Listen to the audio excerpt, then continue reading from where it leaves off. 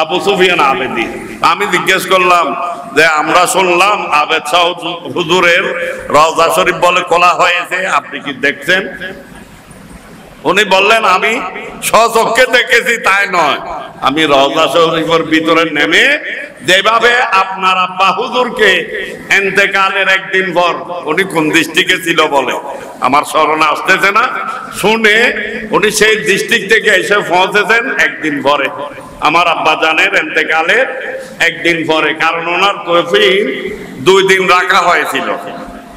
হুজুর যেভাবে ইন্তেকালের সময় বলেছিলেন যে আমাকে নেওয়ার জন্য আমার রসুলে পাক আসছেন, তোমরা রসুলে পাককে সালাম দাও। আমার আব্বাজান কেবলা এটা বলেন নাই, কিন্তু ইন্তেকালের সময় উনি 2 হাত বেঁধে রসুলকে সালাম দিয়েছিলেন। তো উনি বলেছিলেন ইন্তেকালের আগে, আমি আমিনুল ইসলাম হাশেমি যদি ইন্তেকাল করি আমার কফিন যদি রাখতে হয় তোমরা স্বাভাবিকভাবে রাখবা, আমাকে বরফ দিয়ে রাখবে না, সাফাতা দিয়ে রাখবে না, ফ্রিজের গাড়িতে তুলবে না। মরার পরে যদি ফসে যায়, গলে যায়, দুর্গন্ধ বের হয়, সে কিভাবে ফির হতে পারে? এটা আমাকে দিয়ে পরীক্ষা করবে। তাই 22 চৈত্রের গরমে ওনার কফিন 2 দিন ছিল। তো একদিন পরে আমাদের আবু সুফিয়ান সাহেব পৌঁছে আমাকে দুবাইয়ের মধ্যে বলতেছেন, আমি আপনার আব্বার কফিন যখন দেখছি আর নিজেকে সামলাইতে পারি নাই, কারণ আমি দেখতেছি ওনার চেহারা মরা মানুষের চেহারা না, শরীর মরা মানুষের চেহারা না, আমি নিজেকে সামলাইতে না পেরে আপনার আব্বা হুজুরের কপাল আমি চুম দিয়েছিলাম। ঠিক সেইভাবে আমার মুর্শিদ কেবলা ইমামে রব্বানি আল্লামা সৈয়দ আবেদ শাহ মুজাদ্দিদ আল মাদানী রাহমাতুল্লাহ আলাইহির মাজারে পাক 11 মাস না 13 মাস বলছিল, 13 মাস পরে ইন্তেকালে 13 মাস পরে স্বপ্নে বলার কারণে মাজারে পাক খোলা হয়েছিল। হুজুর হুবহু যেভাবে রাখা হয়েছে, কাফনের কাপড় একটি দাগও পরে নাই, নূরের তাজাল্লি বের হচ্ছে, মিশকাম্বরের খুশবু বের হচ্ছে।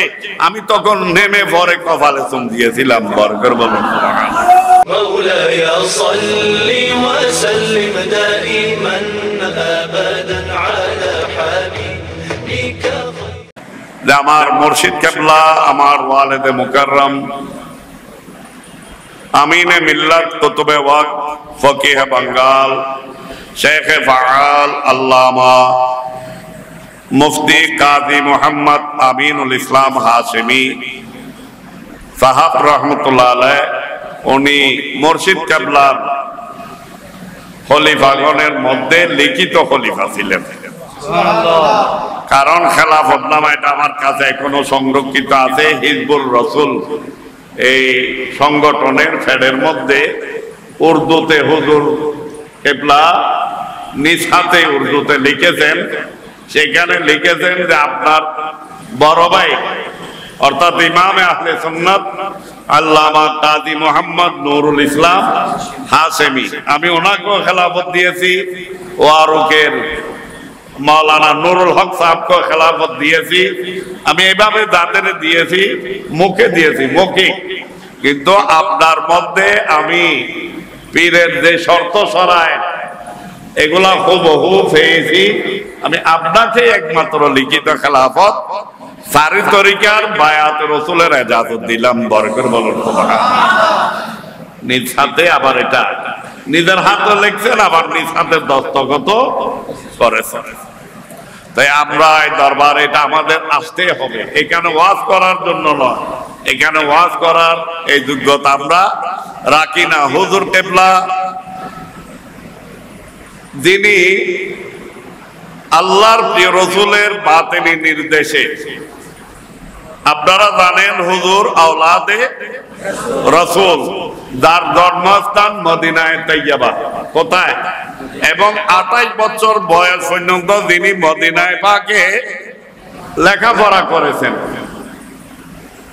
তারপরে বাতিনি এজাজতে উনি এই সময়, এদিকে আর অনেক কথা, আপনার ইন্ডিয়া, ভারত, রামপুরে, তারপর আসছেন পূর্ব পাকিস্তান, তখন পরে হয়েছে কি বাংলাদেশ 71 যুদ্ধের সময় হুজুর কেবলাকে ও পাকিস্তানিরা ধরে নিয়ে গিয়ে হুজুর কেবলার সাথে আরো 9 জনকে একসাথে দাঁড় করিয়ে কি করেছিল? গুলি করেছিল মেরে ফেলার জন্য, কিন্তু রাইফেল থেকে গুলি বাইর হয় না। একে একে কয়েকবার চেষ্টা করে তখন পারলো না, তারা হুজুর কেবলাকে জাদুকর বলে লাইন থেকে বের করে দিল, আর বাকি 9 জনকে কি করে দিল? হত্যা করে দিল। দেখেন হুজুর যাকে শুধু গুলিয়ে না, যিনি সুন্নিয়তের জন্য কারাবন্দী, ইন্ডিয়া তো বাংলাদেশও একে একে 2 বার এইভাবে হুজুর কেবলাকে নবীর দুশমন, আউলিয়া কেরামের দুশমন বাতিলরা একে একে 3 বার বিষ প্রয়োগ করেছিল। কি বিষ খাওয়াই দিয়েছিল, এটাও ক্রিয়া হয় নাই। কিন্তু হুজুর কেবলা ক্ষান্ত হন নাই। ইনি 126 বছর বয়স পর্যন্ত, আমাদের মধ্যে তো স্বাভাবিক বয়স পেলেও যখন 40 পার হয়ে যায়, 50 পার হয়ে যায়, কি হয়ে যায়? দুর্বল হয়ে যায়, জয়ীফ হয়ে যায়, জীর্ণশীর্ণ হয়ে যায়, ভালো করে হাঁটতে পারে না। কিন্তু আমরা দেখেছি হুজুর কেবলার বয়স 100 উড়ে, 110, 15 হবে যখন আমাদের দরবারে আমার আব্বাজান কেবলার খানেকায় ওই আমাদের আল্লামা আবু সুফিয়ান সাহেব যে বলেছেন 1000 তসবিহ একটা হুজুর কেবলা টিপতেন, এটা আমি নিজেই দেখেছি। হুজুর কেবলা ঘুম, আমার আব্বাজান কেবলার খানেকা শরীফে আমাদের দোতলা ঘুম, আর আমি দেখতেছি হুজুর কেবলার ওই তসবিহটা চলতেছে বরাবর। উনি আমি যত দেখেছি ফাঁসের জিকির থেকে বিরত থাকতেন না। ওনার মধ্যে সব সময় ফাঁসের জিকির চলত, এবং ঘুমে চেতনে জাগ্রত অহরহ আল্লাহর জিকির থেকে উনি গাফেল থাকতেন না। উনি একদিকে যেমন যুগশ্রেষ্ঠ আল্লামা ছিলেন, ওনার যুগের উনি যুগশ্রেষ্ঠ মুহাদ্দিস ছিলেন, মুফতি ছিলেন, ফকি ছিলেন, ওয়াই ছিলেন, মুনাজির ছিলেন, মুজাহিদ ছিলেন, এবং সাথে সাথে মুকাররার এবং লেখকও ছিলেন। হুজুর কেবলা এই দেশে এসে ওর মুহাম্মদিয়ার বিরুদ্ধে জিহাদ করে আল্লাহর রসুলের যে তরিকা বায়াত, এই বায়াত রসুল হুজুর এই দেশে প্রতিষ্ঠা করেছেন।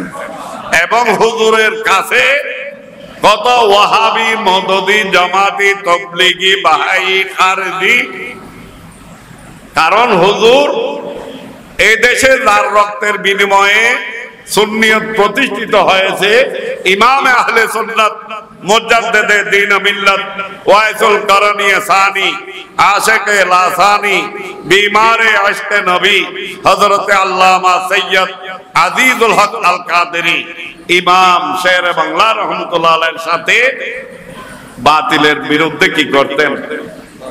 মুনাজারা করতেন। ইমাম শের বাংলার সাথে প্রায় মুনাজারার মধ্যে আবেদ শাহ মুজাদ্দিদ আল মাদানী থাকতেন। অনেক জায়গায় এগুলোর অনেক ইতিহাস, বিশেষ করে হুজুর কেবলার জীবনে আপনারা পড়বেন।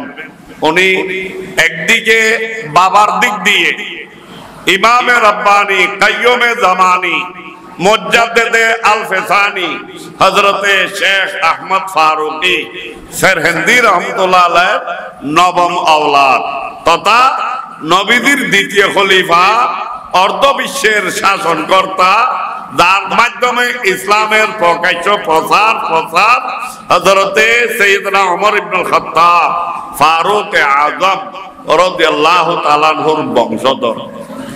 আর মার দিক দিয়ে হলেন ইমামুল হুদা হযরত ইমামে হাসান মুজতাবা রাদিয়াল্লাহু তাআলা আনহুর বংশধর। এবং হুজুর আমি যেটা বলতে চাচ্ছি তা আমার মামা, আমাদের নানার বাড়ি কাছে, যিনি এশিয়া বিখ্যাত দ্বীনি প্রতিষ্ঠান আমাদের চট্টগ্রামের জামিয়া আহমদিয়া সুন্নিয়া আলিয়ার সাবেক সফল অধ্যক্ষ, ওনাদের ওস্তাদুল উলামা মুফতি আহলে সুন্নাত আল্লামা সৈয়দ মোহাম্মদ ওয়াসিউর রহমান সাহাব। এই তো আমাদের বাড়িতে হুজুর তশরিফ নিলে আমার মামা ওনার বাড়িতে দাওয়াত দিতেন। তো কাছে বিদায় খাইতে যাচ্ছেন, কাছে বিদায়। তো হুজুরকে আমাদের বাসা থেকে নেওয়ার জন্য আমার মামারা আর অন্যান্য লোকজন, বিশেষ করে ওনার বাবা হুজুর, আপনি উনি সব আমার নানার এখানে থেকে, তাই ওনারা আসতেন। তো হুজুর যখন হাঁটতেন লাঠি নিয়ে, হুজুর তো যারা দেখেছেন অনেক লম্বা টল ফিকে, সবার উপরে হুজুর। তাই হুজুর হাঁটতেছেন আর পিছনে ইনারা দোয়ান মানুষ, ইনারা দৌড়তেছেন। কিন্তু তখন হুজুরের বয়স 110-এর উপরে। বর্গের বলুন না সুবহানাল্লাহ। এগুলা অলৌকিক শক্তি না? আমরা তো আমাদের সমাজে দেখি মানুষ যখন 50-60 হয়ে যায় একেবারে কি হয়ে যায়, নুইয়ে পড়ে, ঝুঁকিয়ে পড়ে, দুর্বল হয়ে যায়, জয়ীফ হয়ে যায়। কিন্তু বাঘের মতো অহংকার 126 বছর পর্যন্ত থাকছে জিহাদের মাঠে। আর ইমাম শেরে বাংলার সাথে সুন্নিয়ত প্রতিষ্ঠায় যার অগ্রণী ভূমিকা, অস্বীকার করার কিন্তু জো নাই। আবার আমি দেখেছি একসাথে গিয়েছে আমার আব্বাজানের গাড়িতে করে ইমাম শেরে বাংলার ওরস শরীফে, সেখানে হুজুর ওয়াজ করতেছে। তখন তো উনি উর্দু, বাংলা, আরবি সব বিস্তৃত বলতেন।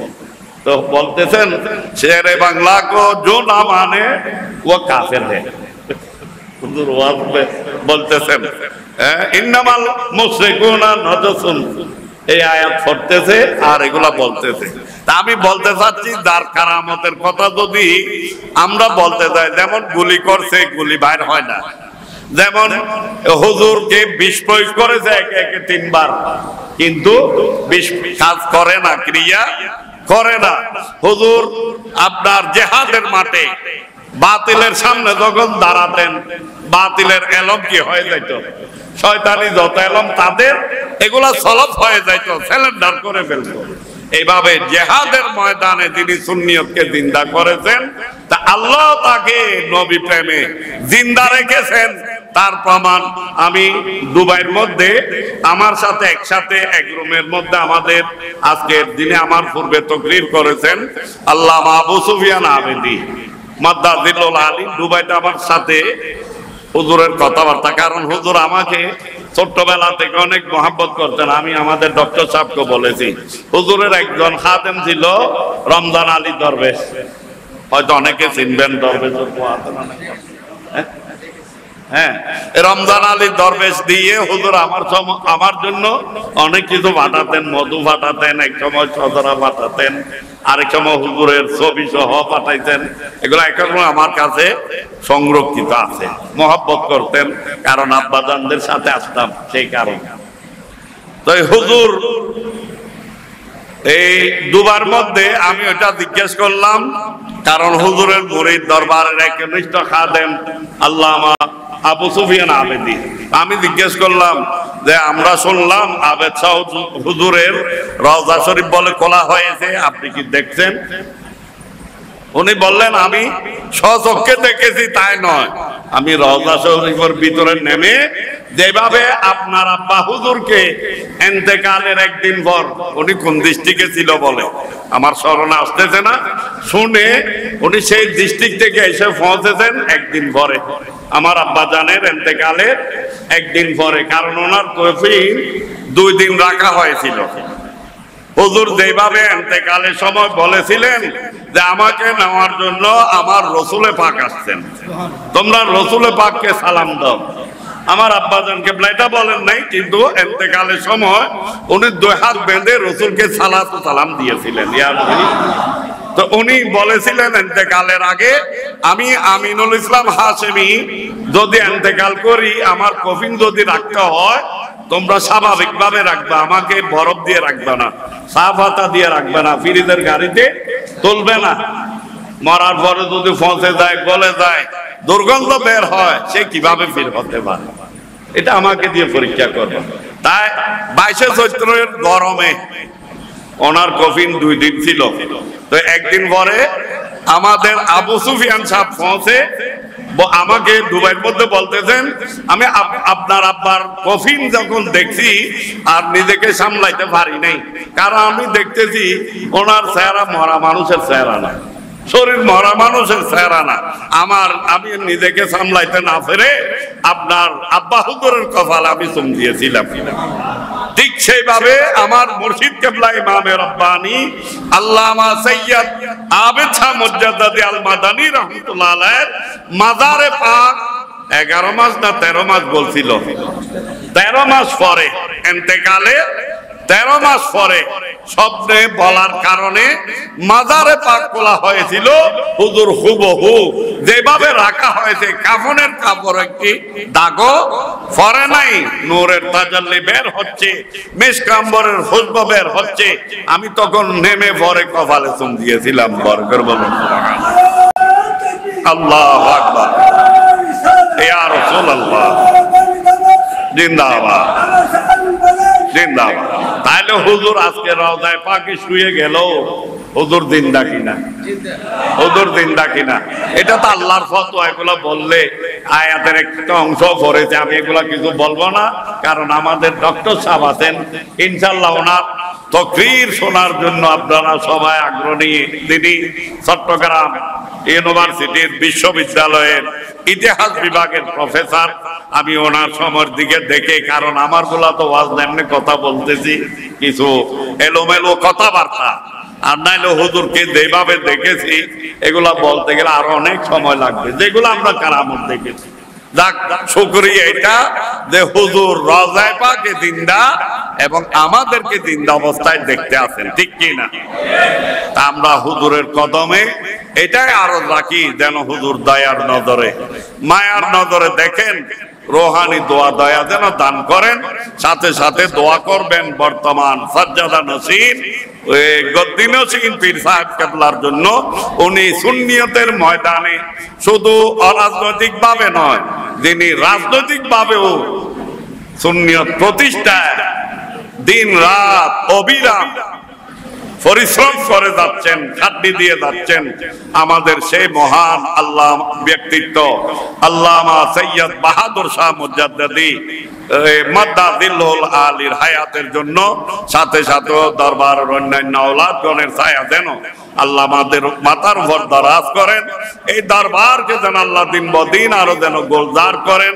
আল্লামা সৈয়দ বাহাদুর শাহ মুজাদ্দিদি মাদ্দাদিল্লুল আলীর নেতৃত্বে যেন সুন্নিয়তের যে ঐক্যর প্ল্যাটফর্ম, এটা যেন আল্লাহ আরো মজবুত করে দেন, এবং আমরা যেন দরবারে এসে ছায়া পাই, ওনাদের ছায়া যেন আল্লাহ আমাদের মাথার উপর দরাজ করেন। এই বলে আমি হুজুর কেবলার রোহানি দোয়া দয়া ফায়েজ তাওয়াজ্জু নেগাহে করম কামনা করে আমার অগোছাল কিছু কথাবার্তা বলতে গেলে অনেক আলোচনা আর না বাড়িয়ে, কারণ অনেক ওলামায়ে কেরাম, কারণ হুজুরের তো কত ছাত্র এবং কত খলিফা, কত মুরিদ, শুধু আলেম উলামা মুফতি মুহাদ্দিস মুফাসসির আছেন, এক একজনকে দিলে তো কয়েক রাত লাগবে।